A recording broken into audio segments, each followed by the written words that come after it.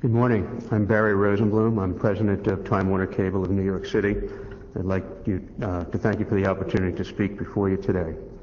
Less than 2 years ago, I came before you to speak about the renewal of Time Warner's franchises in New York City. At that time, we spoke about the many benefits to New York City contained in the new agreement.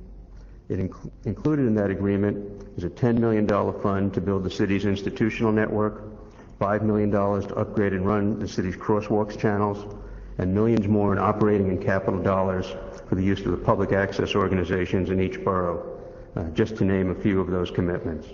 In that franchise contract, there was also an agreement to upgrade the systems to a sophisticated broadband network designed to provide New Yorkers with a state-of-the-art system for the delivery of new and innovative services. Services such as high-speed access to the internet and hundreds of channels delivered digitally to homes of our customers.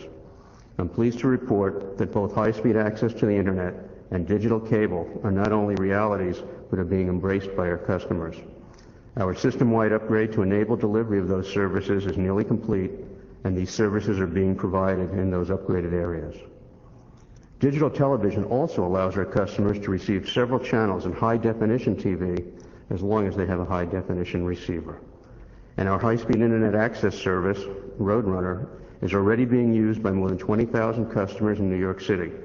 It provides internet access through the cable rather than through phone lines at speeds of up to 50 times faster than a traditional phone connection. Because Roadrunner is delivered through cable lines, customers' phone lines are not tied up, and our service is always connected. Our customers avoid the uncertainty of dialing in each time they want to go online and use their computers. We're proud of the progress we've made and look forward to expanding the services we provide to our customers very soon. The proposed merger of Time Warner and AOL can only speed innovation and consumer choice in communication, service, and content. On July 27th, Jerry Levin, the chairman and CEO of Time Warner Inc., and Steve Case, the chairman and CEO of AOL, appeared before the Federal Communications Commission to discuss the merger. I'd like to share with you a small portion of Jerry Levin's comments regarding the benefits that will flow from the merger, and I quote, "First, as well as making traditional media more accessible for online and interactive applications, our merged company will be a leader in developing new services. This in turn will help accelerate our competitors' efforts to innovate. Second, by actively pursuing our marketplace-driven ISP policy, we'll ensure real consumer choice on our cable systems and provide a catalyst for other cable companies to follow suit. Third, as we speed up deployment of broadband capacity, we'll increase the consumer appetite for broadband services and hasten deployment across competing platforms, whether cable, DSL, wireless, or satellite, a critical FCC goal pursuant to Section 706 of the 1996 Telecommunications Act." End quote. I'd also like to publicly respond to a question we had from the Comptroller's office this morning and give you an update on where the company is in terms of its negotiations with other unaffiliated internet service providers. And the company has reached an agreement with Juno and is actively negotiating with 3 other unaffiliated ISPs in addition to AOL. Our New York City cable operations, which began in 1966 in Manhattan, was an industry pacesetter and set the standard for urban cable systems, years before other major cities began to even examine the possibilities. That commitment more than 30 years ago to bring diversity in programming, choice, and innovation to New Yorkers reflects the company's abiding commitment to reverse old paradigms which limited the public's choices to those selected by broadcast networks with a mass national audience in mind. Even then, our system provided alternative viewing choices, improved the quality of over-the-air reception, and helped pave the way for the dynamic growth of the cable industry. Time Warner's leadership in expanding consumer choice in the television marketplace ranges from CNN to HBO and locally to our own New York One News. Our investment in the future has allowed a dramatic expansion in the number of channels available, not just from our shop, but from a wide diversity of sources. And here in New York City, our channels reflect the diversity of New York City residents and offer programming in Russian, Arabic, Korean, Greek, Cantonese, Mandarin, Spanish, and Hindi, among others. Our pilot system in Queens, called Quantum, which we launched in 1991, with its unique fiber-rich network, presaged our effort to bring a broadband environment for interactive communications across the national landscape.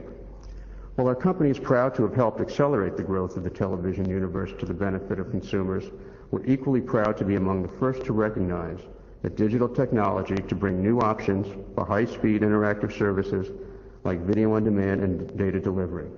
And today we're building a company that helps take the internet to the next level, connecting, informing, and entertaining people as never before. So what does this really mean for the residents of New York City right now? The agreement before you, which was negotiated over a number of months and countless hours, represents a step for the future. It provides consumer protections as we move into the internet world. The protection covers a wide range of issues, such as service provision, billing, and consumer privacy. As we all know, consumer privacy, as it relates to the internet, is an important issue and is being addressed at many levels of government. It is noteworthy to add that there is a mechanism in this agreement to inform our customers of both existing and new privacy policies which may emerge. Foremost, and with a keen awareness of the impact of technology in education, this agreement brings high-speed internet access to our schools. Time Warner Cable has a proud tradition of supporting education in New York City's public schools with programs such as Time to Read, which is a literacy program for children and adults, and Save the Music, an example of a successful public-private partnership which restores music education and puts musical instruments back into the eager hands of young children. So far, over 20 public schools have restored formerly eliminated music programs. Our company, in conjunction with VH1, has made a joint commitment to contribute over $5 million over the next 5 years to continue to enhance music curriculum, a factor which research has proven dramatically improves reading and math scores.